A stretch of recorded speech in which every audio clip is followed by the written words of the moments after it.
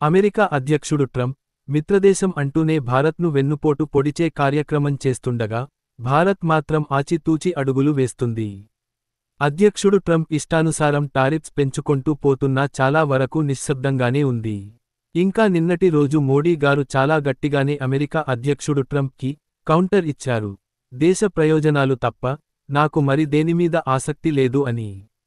Donald Trump ఈగోకి హద్దు లేకుండా పోయింది.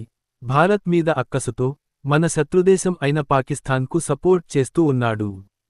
ఈ తరుణంలో భారత్ కూడా ఇండియా మరియు రష్యా మధ్య సంబంధాలును ఏ ఒక్కరి బెదిరింపులకి లొంగిపోకుండా చాలా దృఢంగా నిలబడింది.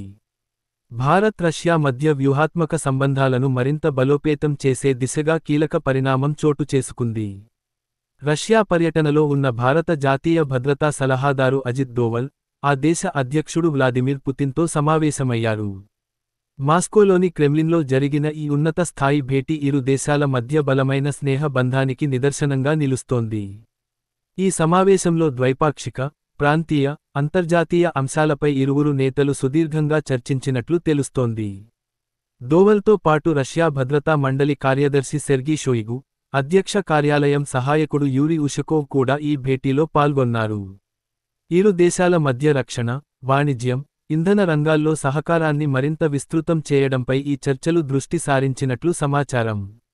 ఈ పర్యటనలో భాగంగా అజిత్ దోవల్ రష్యా భద్రతా మండలి కార్యదర్శి సెర్గీ షోయిగుతో విడిగా కూడా భేటీ అయ్యారు. ఈ భేటీలోనే రష్యా అధ్యక్షుడు పుతిన్ భారత పర్యటనకు సంబంధించిన సన్నాహాలపై ప్రధానంగా చర్చించినట్లు తెలుస్తోంది. త్వరలోనే వ్లాదిమిర్ పుతిన్ భారత్లో పర్యటించే అవకాశం ఉందని, ఇందుకు సంబంధించిన తేదీలను ఖరారు చేసే ప్రక్రియ ప్రస్తుతం కొనసాగుతోందని విశ్వసనీయ వర్గాలు తెలిపాయి. ఈ ఉన్నత స్థాయి పర్యటనలు ఇరు దేశాల వ్యూహాత్మక భాగస్వామ్యాన్ని కొత్త శిఖరాలకు చేర్చగలవని విశ్లేషకులు భావిస్తున్నారు. అమెరికా అధ్యక్షుడు డొనాల్డ్ ట్రంప్కి ఈ కలయిక కూడా నచ్చకపోవచ్చు.